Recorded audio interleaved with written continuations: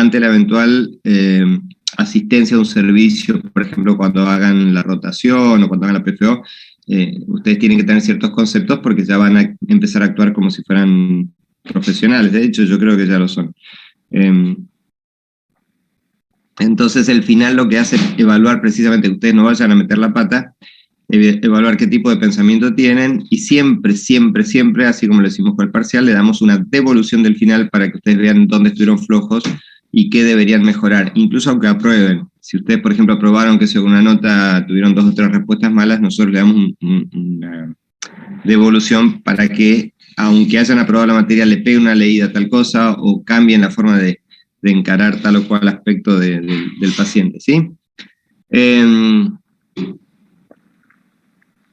Siguiendo con infecciosas, vamos a abordar dengue. Yo no agregué a estas clases chikungunya y, ¿cómo se llama el otro? Se me fue. Que son los nuevos... Zika, gracias, muy amable, gracias. Porque, digamos, prácticamente todos comparten una variedad común. Si bien Zika nos ha llamado la atención cuando empezó a aparecer, asociado a su infección, la reducción del perímetro cefálico en niños al nacer, y todavía no hay una información clara de a qué se debe. Yo creo que todos estos virus tienen más que nada un efecto en la organización celular y en la vascularización, o producen pequeñas inflamaciones endoteliales que podrían alterar la nutrición de los tejidos que se van formando según la etapa en que afecta la enfermedad. Se ha visto en personas que se contagiaron de Zika, que mujeres, ¿no? Obviamente, que se embarazaron hasta 6 meses después de haber contraído la enfermedad, que también presentaron algún tipo de problemas en los bebés. Pero, digamos, el mayor desafío es que estas enfermedades son prevalentes en ciertos países y se van modificando las zonas de prevalencia a medida que se modifican las condiciones climáticas, ya que son transmitidas por mosquitos. Y estos vectores, como la Aedes aegypti que transmite el dengue, es un vector bastante urbano y muy cómodo, digamos. Le gustan temperaturas de alrededor de 21 grados, no le gusta desovar en lugares donde el agua está sucia o donde el agua está en movimiento. Le gusta más bien una vida tranquila y burguesa, y por lo tanto tiene hábitos de picadura también muy particulares, lo cual hace que en el caso de un caso índice, algunos de ustedes que vienen de zonas endémicas sin saber que tienen el dengue y empiezan con síntomas de fiebre, de hecho si van a la guardia probablemente en este momento lo confundan con COVID. Hay muchos trabajos en este momento que se están presentando justamente de la dificultad que hay para diagnosticarlos en etapas precoces. Y si ustedes están, por ejemplo, en un departamento compartiendo vida con otros compañeros, o en el internado, o simplemente en un lugar donde hay muchas personas, la hembrita de la Aedes suele estar ahí adentro, y va a aprovechar las últimas horas de la tarde o la noche y la madrugada para picar y transmitir a otra persona que pique el virus y así iniciar la cadena de contagios. Es muy característica la enfermedad y muy parecida al COVID, ya lo vamos a ver después, al COVID, pero arranca con fiebre que suele ser muy intensa, escalofríos, dolor detrás de los ojos, que es muy particular, una cefalea también intensa, mialgias, dolores musculares y dolores articulares. Cuando yo la estudié, a esta enfermedad la llamaban la fiebre quebrantahuesos o rompehuesos, ¿no? No es muy común la forma clásica en niños. Yo tuve la suerte de estar viviendo en Paraguay y no sé si es suerte o qué, pero la experiencia de 2 grandes brotes que afectó a muchos niños, y en general en niños es bastante benigna o más... con síntomas más superpuestos, ¿no? Sin embargo, es una constante la fiebre y el decaimiento, básicamente, y los dolores musculares. Los chicos están muy irritables, los pequeñitos, y los más grandes acusan dolores. Es raro que aparezca un exantema en todos los casos, y digo raro porque lo esperamos al exantema y si no aparece, dudamos del diagnóstico, pero puede aparecer cuando se inicia el periodo febril y es más que nada en tórax, tronco, cuello y cara. Y siempre aparecen estos exantemas, como en otras enfermedades que vimos, en la fase de efervescencia, o sea, cuando va pasando la fiebre, que es alrededor del tercer día. Sin embargo, alrededor del séptimo día, que ya es el fin del proceso, también puede aparecer un exantema petequial, y en las zonas en zonas de piel blanda, voy a decir así, o no zona de pliegues. Y puede tener zonas no afectadas de la piel. Entonces se ven zonas pálidas, que parecen muy pálidas, y zonas que parecen así, un puntillado con frutilla, ¿no? Yo la verdad que nunca vi esta forma de fresa y avena que dice acá la placa, pero puede haber petequias. Y a la vez, en algunos casos puede aparecer la forma grave, que es el dengue hemorrágico, donde, digamos, la lesión ya es una pérdida de la capacidad del endotelio de retener líquidos. Aparecen edemas y petequias con la prueba del lazo, que es una prueba que se hace, a ver si lo tengo acá. Bueno, ahí ven el exantema del dengue. No está la prueba del lazo. Pero con un manguito de tomar la presión, se marca un círculo de 5 centímetros y se comprime el aparatito dejando 3 minutos apretado, más o menos a 130, 140 milímetros de mercurio, y después se miden las petequias que aparecen. Generalmente, si nosotros detectamos petequias en el examen físico, es porque el paciente está grave. Y a veces es un diagnóstico tardío no anticipado, pero puede prever quién va a tener las formas hemorrágicas y estar atento a las manifestaciones. Y hay un problema con esta enfermedad, que a veces da de 2 a 5 días de fiebre. Al quinto día, entre el tercero y el quinto día, desaparece la fiebre, el paciente se siente mejor, empieza actividades y inmediatamente después aparece la forma hemorrágica. Es como que, digamos, al no mantener un reposo estricto, no cuidar la hidratación y fundamentalmente no estar atento a los síntomas de caída del hematocrito, que es el primer signo medible de la forma hemorrágica, el paciente puede tener formas graves y no darse cuenta hasta que empieza el desequilibrio hemodinámico. Nosotros, obviamente, como les decía, por el calentamiento global vamos viendo la Aedes aegypti cada vez más al sur, y las zonas que antes eran endémicas, exclusivas por sus características de temperatura, ya no son las únicas. El mosquito se puede rescatar, obviamente en nuestro pueblo hay muchísimo, y tuvimos casos de dengue hasta ahora, todos fueron importados, no se han reportado casos locales. El último fue al principio de la pandemia, o sea, antes de la pandemia, el año 2019, 2020. 2020, en ese verano, tuvimos una familia que vino de Misiones, a quienes los adultos empezaron con síntomas, no les hicieron el diagnóstico adecuado, y uno de los niños vino a verme por un cuadro febril, polimialgia y demás. La primera pregunta que le dije si había viajado, si estaba de vacaciones o había viajado a Brasil o a Paraguay. Me dice, no, yo vivo en Misiones, estoy de visita visitando a mis abuelos. Así que inmediatamente mandamos las pruebas para dengue y dieron positivo, y a partir de ahí se hizo el diagnóstico del resto que ya habían tenido los síntomas. Obviamente. Profe, ¿por qué se contraindica la mayoría de los analgésicos en el caso de dengue? Por el riesgo de sangrado. Justo iba a volver atrás. En realidad el tratamiento es sintomático, pero hay discusión en cuanto al tipo de DAINE que se puedan usar. En general los protocolos recomiendan el paracetamol. ¿Por qué? Porque como estas son enfermedades hemorragíparas, el ibuprofeno, obviamente la aspirina y la dipirona, bueno, la dipirona tiene otra cosa que ahora voy a explicar, tienden a bajar las plaquetas. Entonces, esa condición de eventual plaquetopenia asociada a la ingesta podría confundirse con un dengue hemorrágico. Si bien, por ejemplo, Brasil en su protocolo oficial utiliza la dipirona, y la dipirona no se recomienda en general porque puede llegar a tener una rara acción o efecto secundario, que es la depresión de la médula ósea. Y el dengue produce lo mismo también. El dengue produce una caída de la producción de celularidad sanguínea. Entonces, más que nada, leucopenias importantes.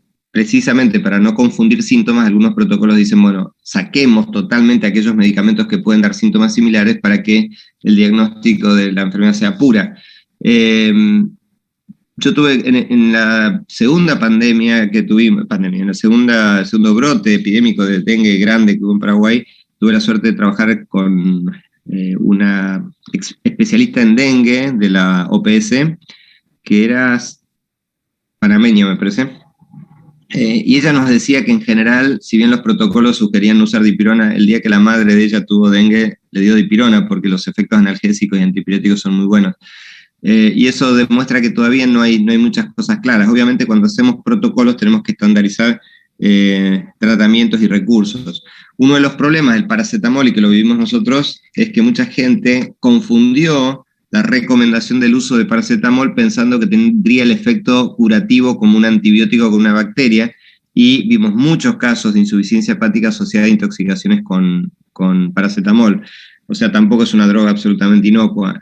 Yo creo que acá debe prevalecer un criterio clínico, disponibilidad de medicamentos, respuesta al tratamiento, que en este caso es sintomático, y ver qué pasa, digamos, en el contexto individual de cada paciente.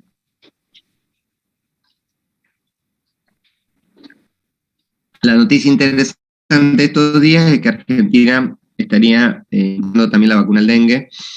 Resulta muy difícil hacer vacunas para este tipo de virus porque el dengue tiene 4 serotipos, de 1, 2, 3 y 4, y la infección con uno de los serotipos hace que al tener el segundo serotipo la infección es más grave, la respuesta inmunológica es más agresiva con el organismo. Entonces, si yo estimulo la inmunidad con una vacuna, corro el riesgo de que al exponerme al agente viral, la respuesta inmune sea la que me haga mal y no necesariamente acción viral.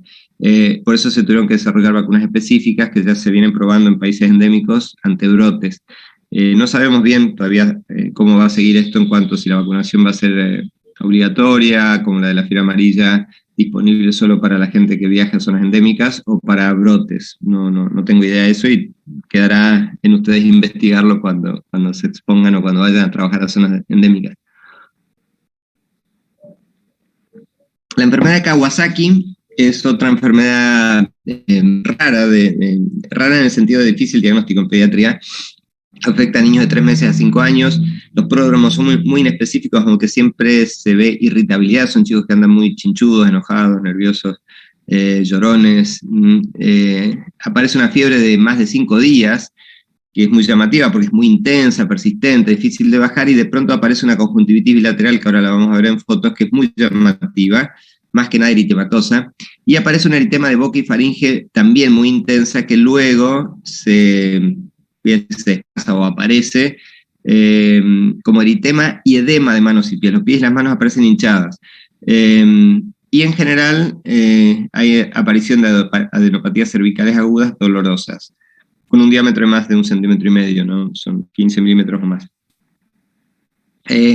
La enfermedad termina o concluye, digamos, con un exantema eritematoso poliforme. Es un poquito más intenso que el del sarampión, no tiene vesículas, predomina en tronco y algo en extremidades, y en los lactantes que usan pañal, probablemente la temperatura que genera el pañal es más marcada en esa zona, pero la tendencia y lo llamativo es que tiende a descamar rápidamente, y se produce al final de la enfermedad esta descamación de palmas y plantas, que es muy llamativa, ¿no? Porque se sale la piel en colgajos, ¿no? En general, el problema de esta enfermedad es que cuando vemos esta descamación, ya llegamos tarde a los tratamientos preventivos, porque este virus, y yo por eso creo que comparte, todavía no se sabe bien qué agente es, que comparte mucho con el coronavirus en cuanto al daño endotelial que genera. Los niños que padecieron enfermedad de Kawasaki tienden a desarrollar en la vida adulta aneurismas de la vascularización cardíaca. Entonces, el tratamiento de esta enfermedad exige un diagnóstico precoz cuando todavía la enfermedad está activa para iniciar un tratamiento que son gamma globulinas humanas hiperinmunes, estándar, y ácido acetil salicílico, que esta es una de las pocas indicaciones de ácido acetil salicílico en la infancia en este momento. Por el riesgo del síndrome de Reye no se usa la aspirina, pero en esta enfermedad sí, para prevenir precisamente la aparición de aneurismas en la vida adulta. Hay un protocolo. Profe, Sí, escucho. perdón la ignorancia, pero ¿esta es la misma que la vasculitis? No. ¿Kawasaki o no? Perdón, probablemente Kawasaki, ¿cómo se llama? Describió la enfermedad y describió la vasculitis, porque este fenómeno, esos ojos enrojecidos, incluso la erupción, son fenómenos de vasculitis, sin duda. Digo por lo que usted mencionaba también de lo cardiovascular, porque la Kawasaki afecta más que nada cardiovascular, entonces... Claro, es que de hecho para mí son la vasculitis de Kawasaki y la enfermedad de Kawasaki es la misma enfermedad en estadios diferentes o en edades diferentes o con manifestaciones diferentes, pero el daño indudablemente es endotelial por las secuelas que deja, ¿sí? Y por eso, digamos, tenemos que pensarla. Cuando ustedes ven un chico así con los ojos tan rojos, la lengua se pone muy, muy roja, llama mucha atención, fíjense la boca, parece pintada con un labial en esa imagen. Y de alguna manera no tenemos todavía un marcador específico para diagnóstico de esta enfermedad, que ese es otro problema. Si yo tuviese una PCR, si yo tuviese un test rápido o algo, como incluso para el dengue, sería mucho más fácil identificar la enfermedad cuando está en un periodo febril. Generalmente una enfermedad febril que dura más de 3 días y ya me empieza a orientar hacia este tipo de enfermedades, o es una varicela, o es una enfermedad, me refiero a fiebres intensas en picos y en un contexto epidemiológico, ¿no? O ya tengo que empezar en Kawasaki, o tengo que empezar en algún otro problema, incluso oncológico, además.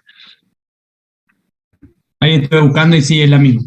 Es la misma, sí, porque solamente que se presentan adultos.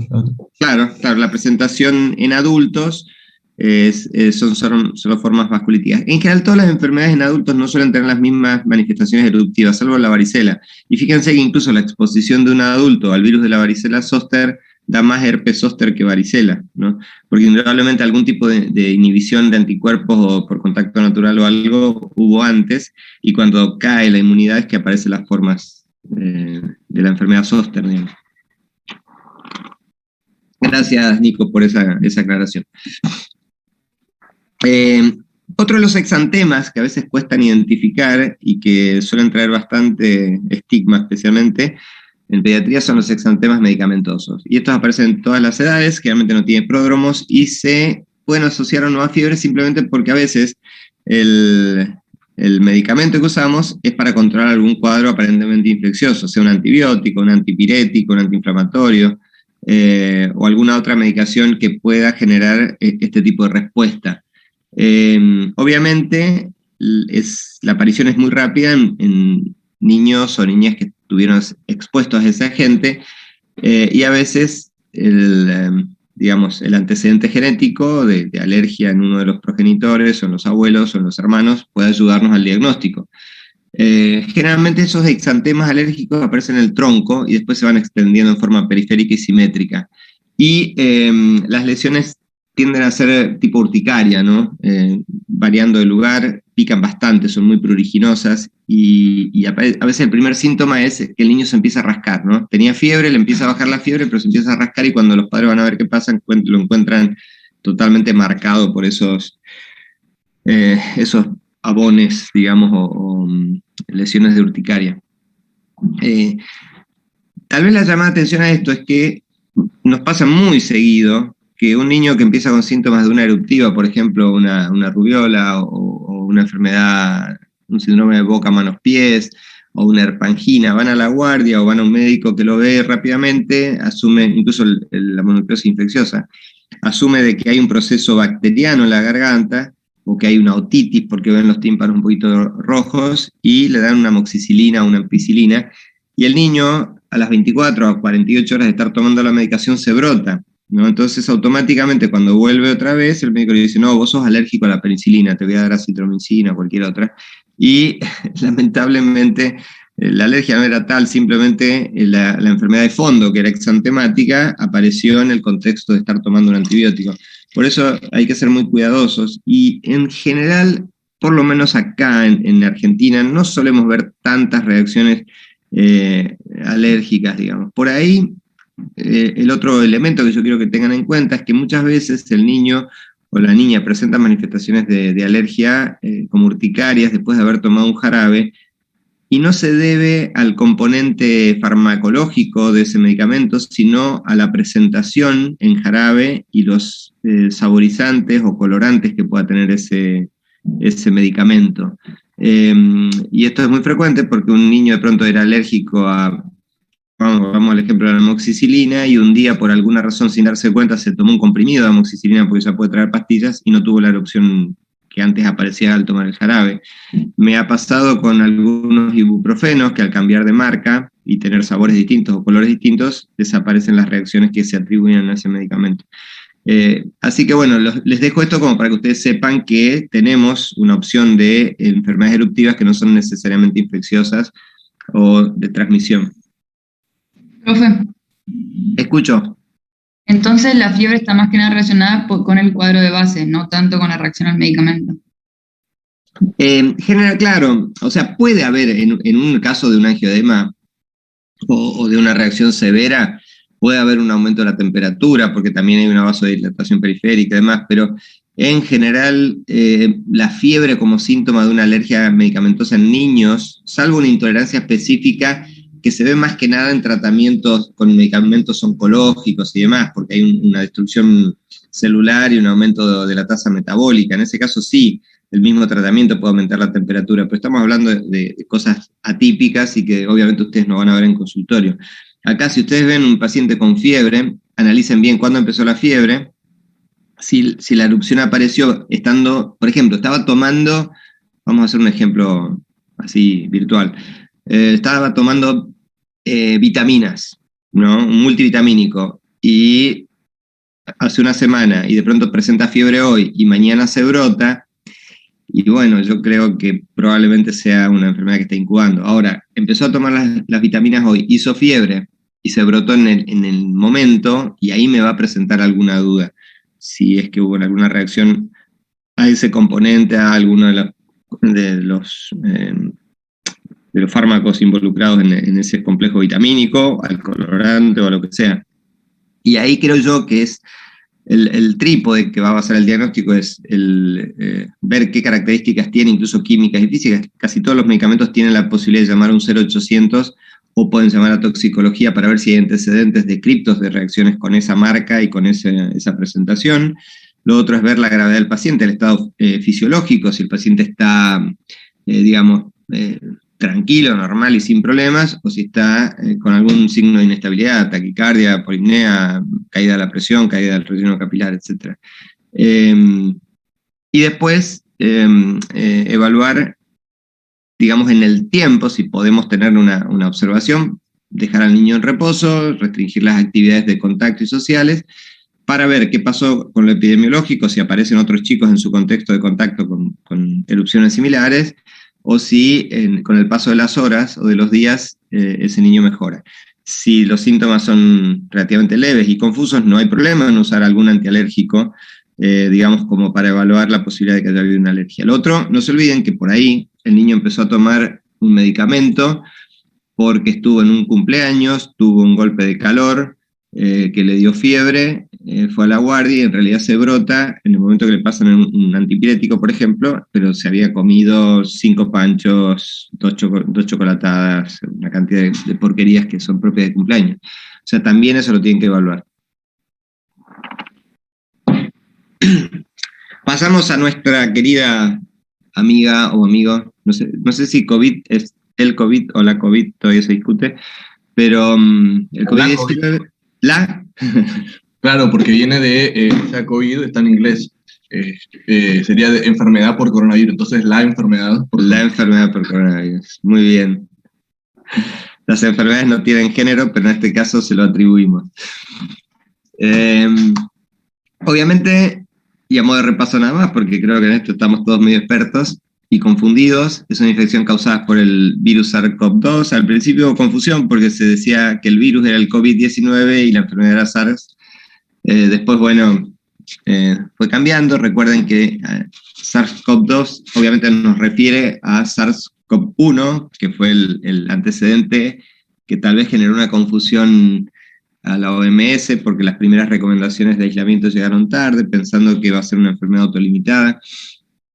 Y bueno, aquí estamos a 2 años de estar peleando contra esto, ¿no? Y aparentemente, por lo menos con una especie de respiro que se ve a nivel mundial y que de alguna manera fue anticipado por los epidemiólogos, ¿no? Que íbamos a tener 2 años de baile y después entre vacunas e inmunidad natural la enfermedad iba a tener una pequeña efervescencia que ya en este momento los agoreros de lo negativo están hablando de que vamos a tener un brote dentro de 15 meses, una cosa así. No, 7 meses. Es una afección en niños, voy a hablar, predominantemente respiratoria, pero también hay una forma pediátrica que es muy compleja, que es la afectación multisistémica, ahora la vamos a ver. Escribí mal ahí, tiene alto contagio, pero básicamente por las características del virus, pero también por las características de un niño. Nosotros sabemos que un niño menor de 6 años es muy difícil, incluso no recomendado, ponerle un barbijo, ¿no? A veces me da gracia porque aún los adultos con el barbijo andan con la nariz al descubierto. En un niño el barbijo suele estar mojado, sucio, mal colocado.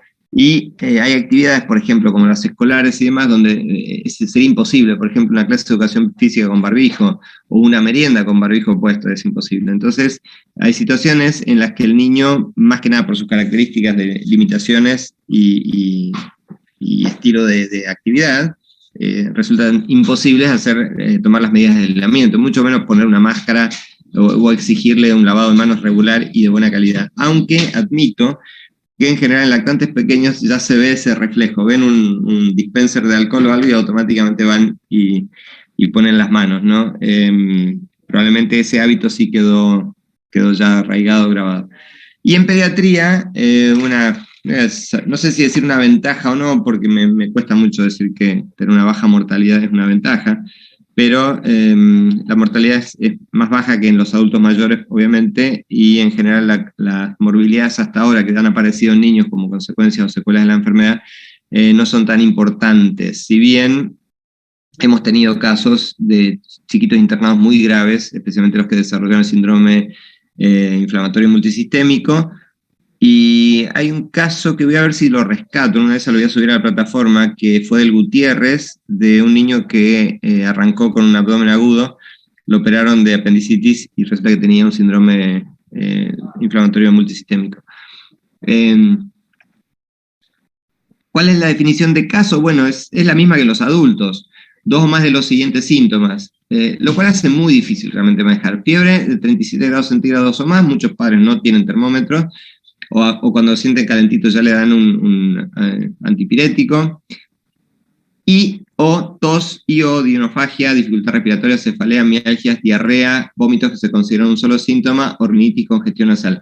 Las formas del delta y el último brote que tuvimos a nivel local, tenían mucha rinitis. Al principio incluso la rinitis, cuando empezó la pandemia, como que descartaba COVID, o sea, los chicos con mucho moco decíamos, bueno, esto no es COVID, puede ser algún otro virus, pero últimamente habíamos visto formas que eran, pero así, cataratas o cascadas de moco en los chicos. Y para complicar más el diagnóstico, porque estos son todos síntomas y signos absolutamente inespecíficos, la definición de caso dice sin otra etiología que explique completamente la presentación clínica. Y este criterio incluye toda infección respiratoria aguda grave. O sea, hoy por hoy, insisto, todo paciente que entre así al consultorio, y probablemente yo tenga que hacer un trabajo de pesquisa con un alto error para poder decir, bueno, me parece que es COVID y tenemos que seguir avanzando en el diagnóstico, aislamiento y demás. Y yo reconozco que nos cuesta mucho en este momento, donde los casos han bajado, detectar los casos índices o los casos que van apareciendo por esta misma razón, porque atribuimos que, bueno, todo el mundo ya está en guarderías, hay un brote de laringitis, hay de angina, gastroenteritis, entonces ya volvemos a pensar como antes. Esto es una diarrea, no es COVID.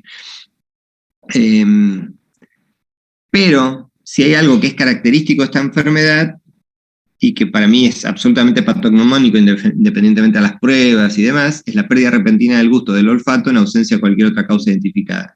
En niños, obviamente, que no hablan, es muy difícil detectar esto, y a veces el único síntoma que podría aparecer por ahí es una inapetencia, pero que tiene que ver más que nada con el malestar general de la enfermedad. Recuerden que inicialmente hablábamos que el 80% de las personas afectadas por COVID son asintomáticos o oligosintomáticos, pero tuvieron un poquito de estornudos y cansancio y eso fue su COVID.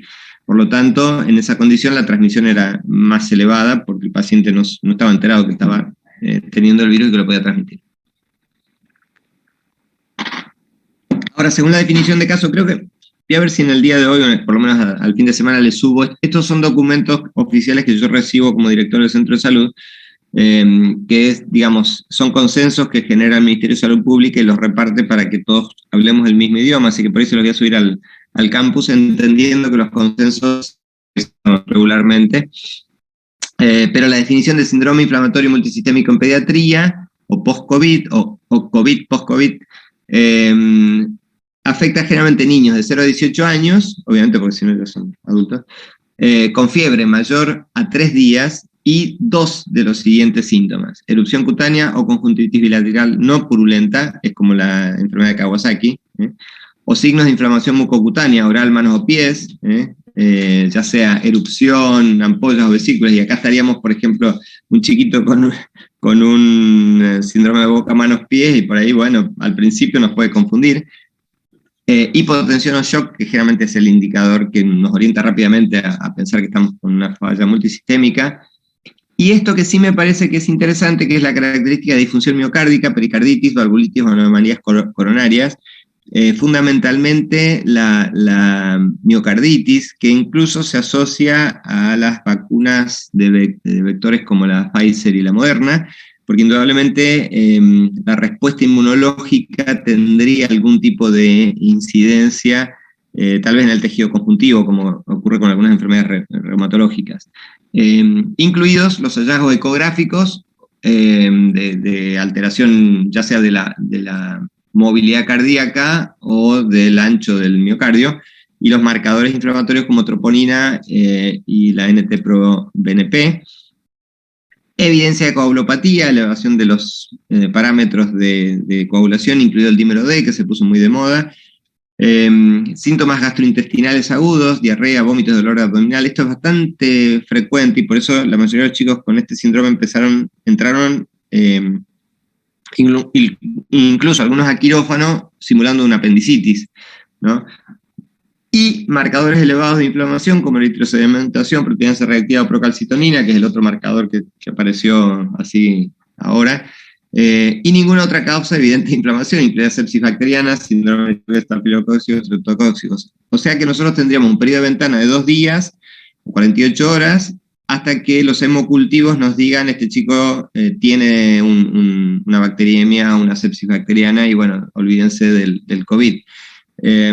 Por eso es una situación muy compleja de diagnóstico, y ahí tenemos que hacer mucho énfasis en la condición epidemiológica, dónde vive ese niño, qué tipo de contactos puede haber tenido, directos e indirectos, incluso hasta los 14 días previos, qué tipo de síntomas fueron los síntomas prodrómicos, y eventualmente las pesquisas que buscan identificar al virus del SARS-CoV-2 a través de la PCR y demás, porque los marcadores antigénicos obviamente todavía no van a estar presentes, estamos hablando de 3 días de fiebre, y en general son de baja sensibilidad, si bien son de alta especificidad, pero son de baja sensibilidad. ¿Cómo hacemos la confirmación de caso de COVID? Quiero verlo ahora. Todo caso sospechoso con resultado detectable para detección del virus mediante pruebas de biología molecular, la PCR de cadena, que es, digamos, la prueba o el gold estándar en esto, especialmente cuando nosotros, ahora en este momento que hay pocos casos, donde las pruebas, la sensibilidad de las pruebas serológicas es baja, en general se está recomendando hacer hisopado a todo el mundo ante la sospecha, porque justamente si estamos, por ejemplo, estamos evaluando un grupo de 20 personas, podemos hacer pruebas serológicas, porque si estuvieron en contacto y la mitad de ellos da positivo, el 62%, digamos, da positivo, ese otro 40% yo puedo asumir de que padecen la misma enfermedad, pese a tener un falso negativo. Pero cuando son 4 personas, o sea, es más difícil. Entonces, si yo tengo 2 positivos y 2 negativos, y ahí puedo dudar, por eso es preferible usar el hisopado. Bueno, las pruebas de biología molecular, que son las de más rápida o aplicación, digamos, técnica más rápida, y la detección de antígenos, que son las pruebas no moleculares que se están usando más, y son las que la mayoría de los laboratorios están teniendo en uso, pero recuerden que son, digamos, confirmatorios cuando hay síntomas leves o moderados, no en el asintomático, y solo durante los primeros 7 días del inicio de síntomas. Y a veces los síntomas empiezan de forma tan solapada que pasan desapercibidos, y si nos pasamos de este tiempo, realmente ya la sensibilidad baja muchísimo y tenemos muchos casos negativos. Ahora, el resultado negativo en las pruebas de detección de antígeno no permite descartar la enfermedad, y esto es un paradigma importante. Les vuelvo a decir, si yo tengo una persona que me ha pasado con todas las pruebas negativas, incluso el hisopado, pero me perdió el olfato a los pocos días y no tenía un tumor del bulbo olfatorio ni de cerebro, me parece a mí que definitivamente no puedo descartar la enfermedad, y por el contrario, ¿cómo se llama? La confirmo. Y los criterios epidemiológicos, que no tenemos que olvidarnos, que pueden tener ciertas variaciones, pero fundamentalmente hay que buscar contactos incluso hasta los 14 días anteriores. Contacto estrecho significa una convivencia de se habla de más de 4 a 7 horas, pero también depende del hacinamiento. No es lo mismo ir en un avión o en un colectivo lleno de gente con las ventanas cerradas que estar, qué sé yo, en el polideportivo, aunque estés con techo, pero que tiene un techo de 10 metros, o el aforo, digamos, tantas personas por metro cuadrado, metro cúbico de espacio. Recuerden también que tenemos que tener en cuenta la procedencia del paciente, si viene de zonas donde hay transmisión por conglomerados, si hay, o zona de transmisión, digamos, regular, y la prevalencia de las cepas que hay, y a la vez los viajes al exterior, que tienen dos componentes: estar en una zona que puede tener alta prevalencia o alta transmisión comunitaria, como se dice, y a la vez el de haber estado en terminales, ya sea aéreas o de transporte, donde hay mayor afluencia de gente de distinto lugar. Y este criterio es muy importante para muchas otras enfermedades, incluida la malaria, ¿no? Enfermedades que no son comunes de nuestro lugar, pero ustedes tienen que preguntarle al paciente si estuvo de vacaciones, si viajó. Ahora todo el mundo quiere volver a ocupar los paquetes turísticos que compró en pandemia y que ahora empiezan a liberarse. Entonces vamos a tener de nuevo malaria probablemente, vamos a tener dengue sin dudas, porque la gente va a ir al Caribe, va a ir al norte de Brasil, se va a ir a algún lugar que tiene prevalencia de estas enfermedades. Y a la vez siempre ver la aparición de síntomas, todos ellos, lo cual en pediatría es complejo porque muchas veces el niño no habla y son los padres los que van a identificar los síntomas. Entonces ustedes tienen que hacer una semiología mucho más cuidadosa, especialmente adenopatías, vías aéreas superiores, pulmón y demás, evaluar la forma de respiración, evaluar el cambio en los hábitos alimentarios, por ejemplo, y un toque digestivo que en general los casos que yo vi de COVID en pediatría, incluso en niños pequeños, la parte digestiva por ahí era la más presente. No tanto la dificultad respiratoria o la caída de la saturación, pero siempre algún toque digestivo había. No sé si hay alguna pregunta con relación a esto. Recuerden que la prevención obviamente se hace con el aislamiento y la inmunidad que pueda aparecer por haber padecido la enfermedad y que tiene hasta ahora una efectividad de hasta 3 meses comprobada, y se habla probablemente de una inmunidad definitiva para la cepa que nos contagió o nos afectó, y las vacunas que en nuestro país ya bajaron a la edad de 3 años en adelante. En ese caso, de 3 a 11 años usamos la vacuna Sinopharm, que es una vacuna inactiva, como la vacuna antigripal, que es muy segura, es la que estamos usando en embarazadas. En niños adolescentes de 12 a 17 años estamos usando Moderna y Pfizer, porque son 2 vacunas que se autorizaron en origen para esas edades. Si bien Moderna vino como donación, y por ahora la restricción es usar las dosis que tenemos para primera y segundas dosis, así que es muy baja la vacunación. Nosotros acá en la villa tenemos 100 dosis otorgadas, así que vacunamos a 50 adolescentes con Moderna y ya tienen asegurada su segunda dosis para dentro de 28 días y ya no se va a vacunar más. Pero sí tenemos Pfizer, que esa va a seguir siendo utilizada hasta que haya alguna recomendación diferente.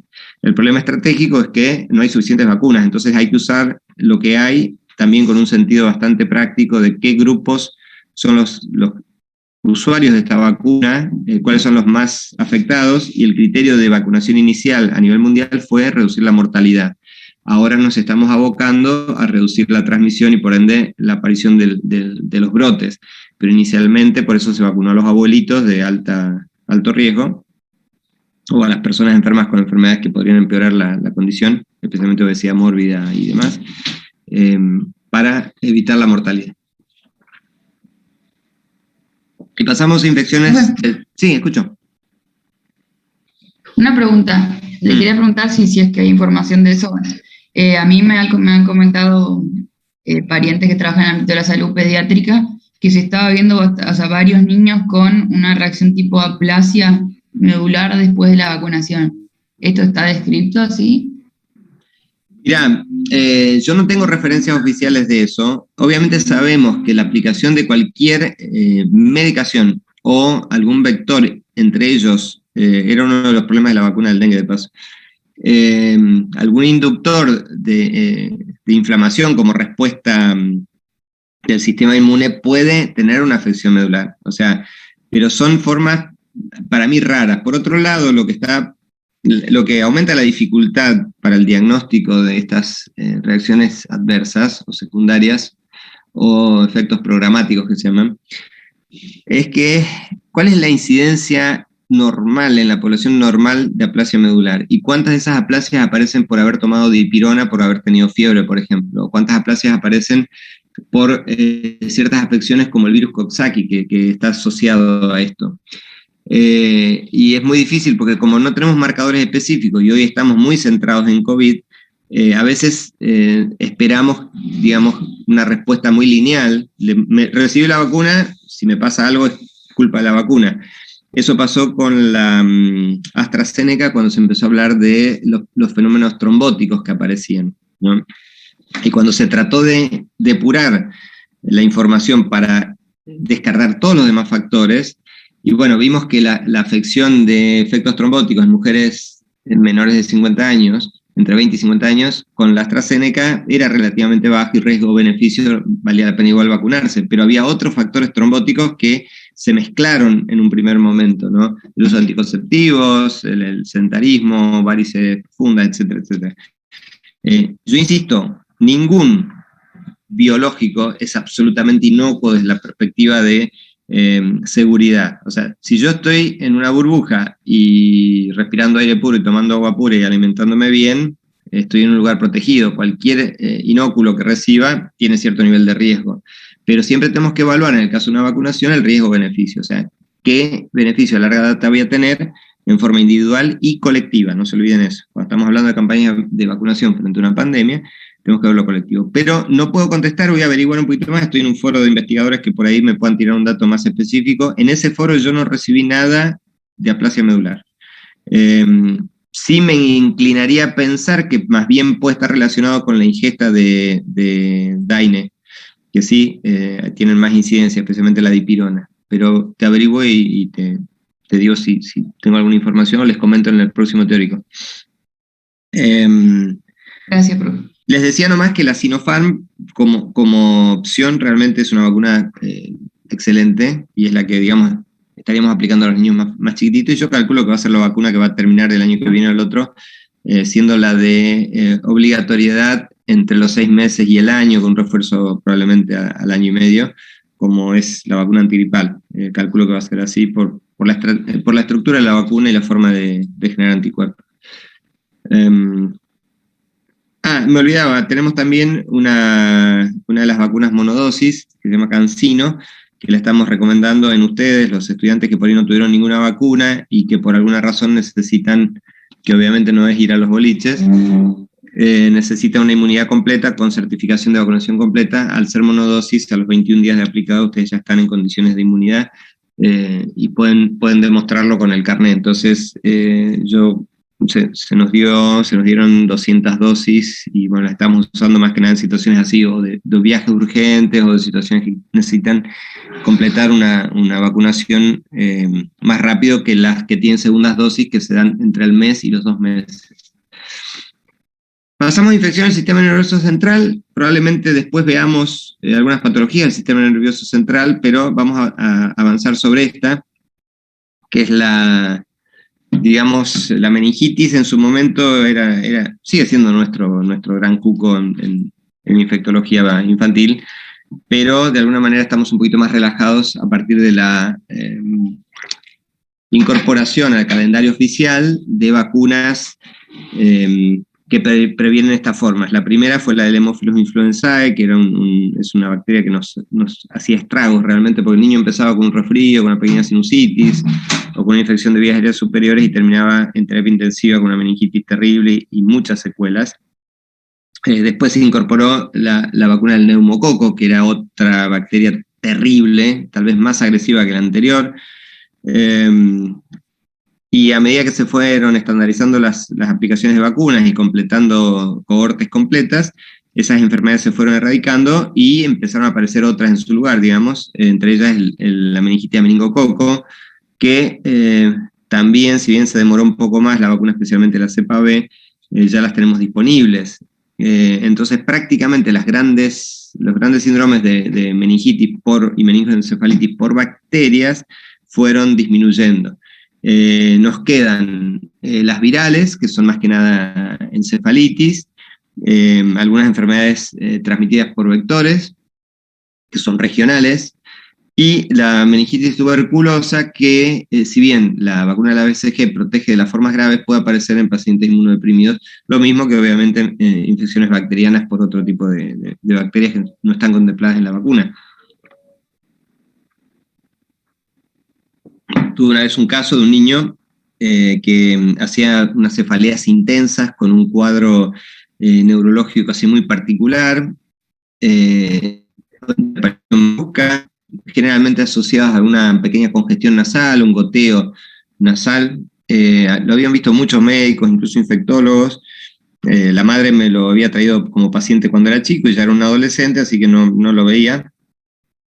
Y vino un día desesperado porque dice, ya no podemos más, el chico tiene que faltar al colegio, andaba muy débil, pérdida de peso y demás. Y bueno, había visto todo lo que le habían hecho, no me quedaban muchas alternativas, entonces me puse a conversar con el chico más que nada para entrar así en confianza y demás otra vez. Y le empecé a preguntar qué hacía y qué actividades estaba haciendo antes, qué es lo que le gustaba. Y me contaba que tenía un cuatriciclo, que le gustaba mucho correr en cierta zona que yo conocía, que tenía caminos de arena y demás. Y ahí se me prende la lamparita, le digo, ¿vos no tuviste un accidente corriendo con eso? Ah, sí, por no chocar a un compañero que frenó de golpe, me desvié y me di contra un árbol. ¿Y qué pasó? Y bueno, me quedé tirado ahí, y ahí la madre se acuerda y me cuenta la historia de que efectivamente lo llaman desesperados, llegan y el chico estaba obnubilado, tirado, y le pregunto, ¿y tuviste algún sangrado de nariz o alguna molestia? No, dice, pero llamativamente me dice la madre, desde ese día empezó con una rinitis alérgica. ¿Y cómo era la rinitis alérgica? Y me chorreaba la nariz de un solo lado. Resumiendo, había tenido una fractura de base del cráneo el chico y perdía líquido cefalorraquídeo por la nariz. A ninguno de los médicos que lo vio, de todas las especialidades, se le ocurrió asociar cómo va a ser una rinitis alérgica a un chorreo de un solo lado, ¿no? Y efectivamente hicimos una resonancia de alta sensibilidad, tenía una fractura de base del cráneo, que bueno, se manejó con criterios de prevención, profilaxis antibiótica, y el chico, gracias a Dios, no se complicó, pero podría haber sido una catástrofe realmente. Y obviamente estas cosas más raras en pediatría pueden ser ahora las nuevas formas de presentación de las meningitis. Definimos a la meningitis bacteriana aguda como la inflamación de meninge y leptomeninge secundaria a la infección bacteriana del sistema nervioso central. Se multiplica en el espacio subaracnoideo, hay bacterias que se multiplican mucho más rápidas que otras, en el caso de los cocos, especialmente el meningococo o el estafilococo, y aparece una reacción inflamatoria producto de las toxinas y productos de degradación que genera, digamos, la respuesta inmunológica del organismo frente a esta invasión. Hay una pérdida de la integridad de la barrera hematoencefálica. No nos olvidemos que los niños pequeños no tienen íntegra esta barrera y por lo tanto son más susceptibles a las infecciones. Y obviamente cualquiera de estas bacterias puede invadir el intersticio cerebral, no solamente por vía de líquido cefalorraquídeo, sino por diseminación hematógena y linfática, y van, digamos, generando destrucción, necrosis, inflamación en un espacio que tiene una tremenda dificultad, que es un espacio cerrado y esférico encima. Entonces, cualquier pequeño aumento de la presión, al no poder expandirse el cerebro, salvo en los recién nacidos y niños menores de 1 año que tienen la fontanela anterior abierta, o no tienen las suturas todavía completamente pegadas, el cráneo no se distiende y por lo tanto la presión interna es proporcional o elevada al cubo, o sea, es 3 veces más el aumento de la presión en relación a la expansión del volumen. Y esto genera síntomas que son también muy característicos de los cuadros de inflamación meningia. Rigidez de nuca, cefalea muy intensa, vómitos en chorro, y a la vez, a medida que va avanzando, alteraciones de la función especialmente cardíaca y respiratoria. Hay una disminución de la presión de perfusión a nivel cerebral por esta misma razón, por lo cual aparece obnubilación, confusión. Hay un metabolismo anaeróbico con producción de lactato que se puede medir, y obviamente empieza a haber lesión y muerte neuronal por acción directa, y el edema cerebral que aumenta la presión intracraneal y genera herniación, que generalmente es fatal. Si no se reconoce a tiempo y se drena o se trabaja, ¿no? ¿Cuál es la secuencia patogénica? Bueno, acá la ven, no tiene mucho sentido esto, pero quiero que recuerden que hay como una especie de procesos, es la colonización o invasión, por ejemplo, de la mucosa respiratoria, ¿no? La respuesta es inicial a nivel local, pero a medida que la infección avanza y se va generalizando, hay respuestas inflamatorias generalizadas que son las que favorecen la infección y la gravedad de la infección.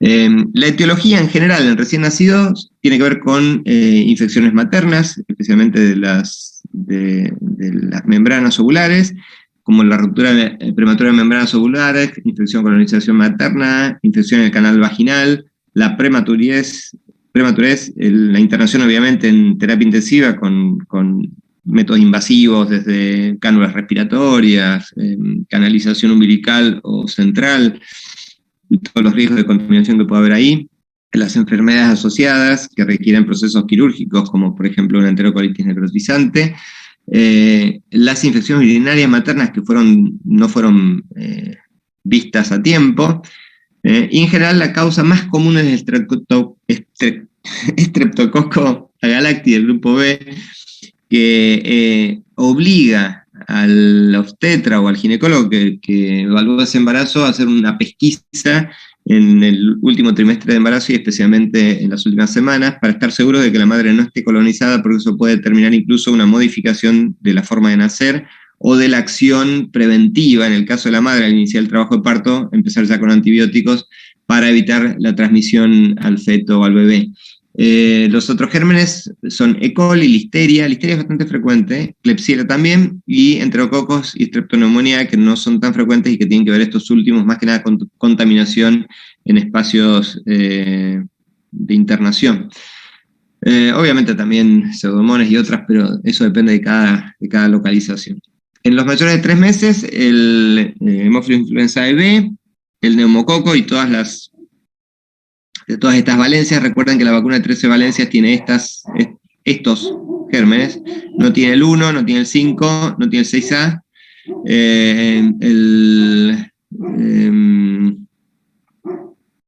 bueno, me parece que el 18, ¿no? Que es el 18F el que afecta más a los mayores de 3 meses y la vacuna está al 18. Y recuerden que esta vacuna se aplica recién a partir de los 2 meses y que una sola dosis no genera una inmunidad suficiente como para una protección así que garantice y asegure la inmunidad total. Lo mismo que las vacunas contra el meningococo, BC y W135, que son las formas más frecuentes, aunque también está el Y, y el A. El contagio generalmente somos los adultos o los hermanitos que somos portadores de vías respiratorias, no padecemos la enfermedad pero la podemos transmitir, y la infección arranca en orofaringe con una incubación de 2 a 3 días. Estos chicos empiezan con por ahí un pequeño resfrío, mucho decaimiento, y paulatinamente se instalan los síndromes meningios como síntomas, que son los siguientes síntomas: fiebre, generalmente, signos de sepsis. En los recién nacidos a menores de 3 meses, muy frecuentemente debutan con una apnea o con un cambio de la coloración de la piel o con una convulsión, por ejemplo, ¿no?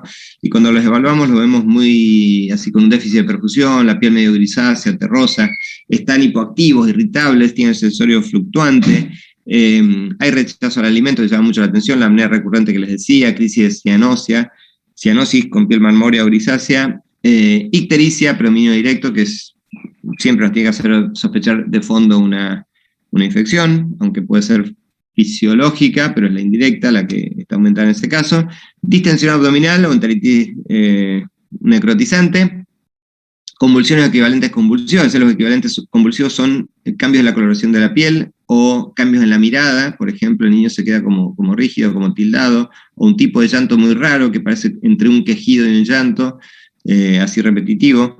No necesariamente van a ser las convulsiones tónico-crónicas que imaginamos. Y generalmente, a esta edad, porque todavía está abierta la fontanela anterior y a veces la posterior, están abombadas. Pero esto deben saber que es un signo tardío, porque ya tiene que haber un aumento de la presión importante y un edema importante. En los lactantes, por ahí, los síntomas son más clásicos, como fiebre alta, irritabilidad, rechazo al alimento, vómitos y diarrea. Los vómitos son en chorro, sensorio fluctuante, 1/4 de los niños hacen convulsiones, entran en sopor o nubilación y coma con relativa rapidez, rigidez de nuca y los signos de Kerner-Bruscinski, que a veces son difíciles de detectar porque no hay una resistencia importante, porque los niños no tienen tanta fuerza a esa edad. Entonces usted tiene que, por ejemplo, mirar cómo están sentados o cuando los acuestan, qué postura tienen. A veces la rigidez simplemente se manifiesta porque se sientan muy derechitos o casi doblados para atrás y no quieren mover el cuello. Son signos que ustedes tienen que estar alertas y sospechar que puede haber una meningitis. En los niños mayores o escolares, también la fiebre, los vómitos en chorro proyectil, la fotofobia, que la pueden manifestar ya en forma verbal, o simplemente se tapan los ojos cuando ustedes prenden la luz, cuadros de excitación. Son muy frecuentes las formas atípicas, especialmente con alucinaciones, confusiones y desorientación, y si este es un adolescente, lo primero que le preguntamos, ¿qué anduviste fumando? O ¿con quién te juntaste? O ¿qué tomaste? Y en realidad el chico está empezando una meningitis, ¿no? Y bueno, las convulsiones y los francos signos meningios que son más específicos. ¿Qué signos vamos a ver? El edema de papila, que es un poquito más precoz que el abombamiento de la fontanela, pero si no tenemos experiencia en mirar fondos de ojo, no lo vamos a poder hacer. Sí, yo recomiendo que ustedes se entrenen, y especialmente los que van a hacer pediatría, los que van a hacer infectología, porque antes de hacer una punción lumbar, nosotros tenemos que mirar si no hay un edema de papila, porque eso es un signo precoz de hipertensión endocraniana, y puede contraindicar o modificar la forma de hacer la punción lumbar. Puede aparecer un exantema, las petequias son muy características. Recuerdo el caso de un niño que había ido a visitar a un tío con meningitis a meningococo a un hospital. Eso fue a las 9 de la mañana, a las 11 presentó un pico febril muy importante, cefalea muy intensa, vómitos en chorro, y la madre lo lleva a la guardia del hospital donde yo estaba a cargo de la terapia intensiva, porque no paraba de vomitar. En la guardia le dan un inyectable, sigue vomitando y en eso hace una convulsión. Nos llaman a los de terapia. Cuando lo veo, ustedes ya me escucharon varias veces, yo voy al dedo gordo y le mido el relleno capilar, y cuando le levanto el pantalón veo que estaba con petequias. Les puedo asegurar que me corrió un frío por la espalda. Pedimos la PL, aparecieron diplococos, empezamos el tratamiento para meningitis a meningococo y se murió a las 11 de la noche.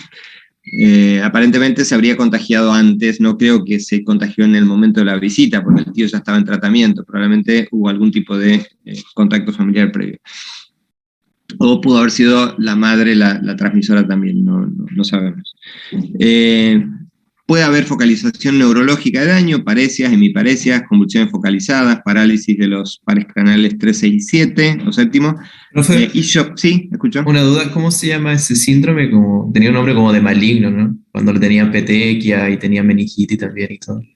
Sí, no me acuerdo el nombre específico, es un signo en realidad, pero generalmente cuando lo ves así y es a meningococo, chau. Nicolás es el que busca en internet rápidamente y te va a dar la respuesta, pero yo no me acuerdo. Pero después... ¿Qué? Porque les puedo asegurar que cuando ustedes ven petequias y signos neurológicos, es de temblar realmente. Si bien hay algunos enterovirus, entre ellos el Coxsackie y otros que pueden dar así síntomas de encefalitis más bien, y pueden dar un rash, pero las petequias petequias, o sea, son puntos, color violáceo o rojo vinoso, que cuando los comprimen no desaparecen a la vitropresión, ¿no? Recuerden que hay otras enfermedades petequiales, ya las vamos a ver más adelante si llegamos, pero en el contexto de una afección neurológica y petequias, temblamos. Diagnóstico, análisis citoquímico, Gram y cultivo de líquido cefalorraquídeo por punción lumbar. Acá está lo que les decía, previo fondo de ojo. Y las precauciones que tienen que tener en la punción lumbar. Cuando estábamos en normalidad, hacíamos unos ejercicios en simulación. Hay un muñequito muy lindo para hacer punción lumbar, para practicar punción lumbar. Por ahí vamos a ver, ahora que se abrieron los aforos y demás, en una de esas podemos hacer tipo un extra en algún horario que estén dispuestos y disponibles y con ganas y que nos abran el centro de simulación. Por ahí podemos hacer una práctica por grupos, aunque sea, pero está muy lindo ese muñeco. Precauciones, tener cuidado cuando... ¿Te escucho? ¿Profe? Sí, estaría bueno si podemos lograr eso porque creo que esa era una práctica de clínica 1, por ejemplo, que no pudimos tener, así que estaría bueno. Yo les pido, pero que no se entere nadie, hagan presión para que los espacios académicos estén abiertos hasta las 10 de la noche. Cuando a mí me cierran un espacio a las 6 de la tarde, ya nos quedan pocos recursos para seguir haciendo estas cosas fuera del cronograma que ya está más que saturado, porque ustedes están con clases desde las 7:30 en adelante, ¿no? Entonces, yo creo que deberíamos ver, justamente considerando la excepción, pero ahí me parece que son los líderes de curso y de manera así muy, muy tranqui, porque en general en nuestros sistemas las presiones no funcionan.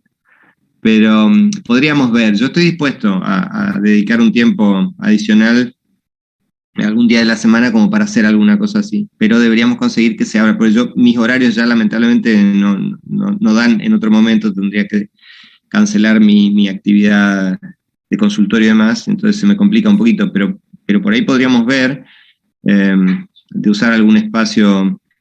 Tal vez con una extensión de 1 horita más o 2 podríamos hacer. Está bueno esto. Por lo menos que usted... Sí. Nico buscó y es la meningococcemia, y yo buscando se llama fiebre purpúrica maligna. Yo cuando hago el diagnóstico, ¿puedo ponerle fiebre purpúrica maligna o lo tengo que poner meningococcemia? Buena pregunta. En general, si ustedes tienen un chico febril con síntomas neurológicos, púrpura, pueden poner ese síndrome.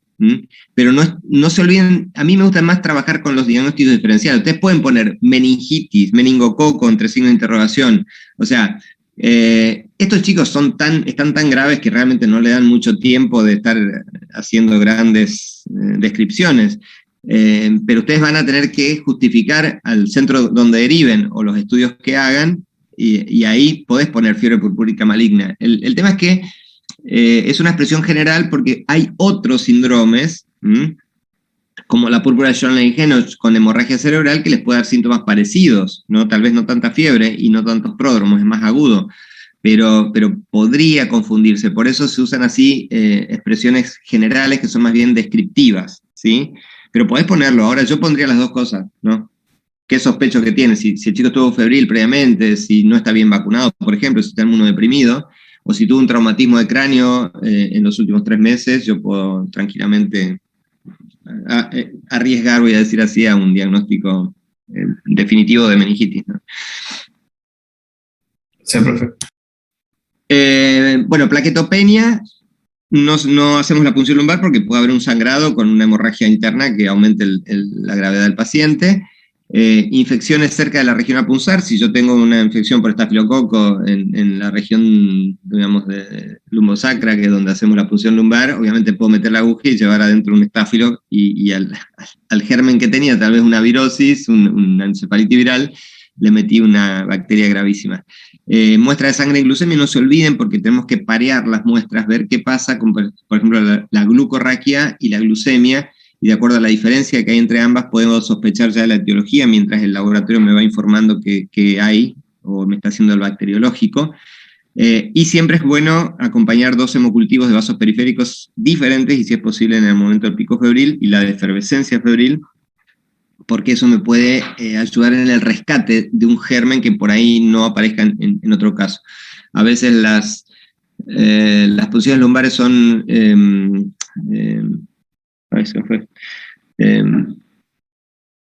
Se me fue el término.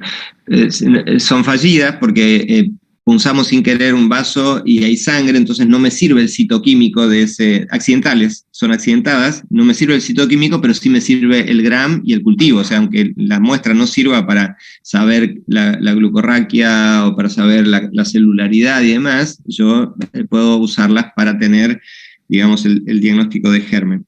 Y terminamos con esto porque ya es la hora, digamos.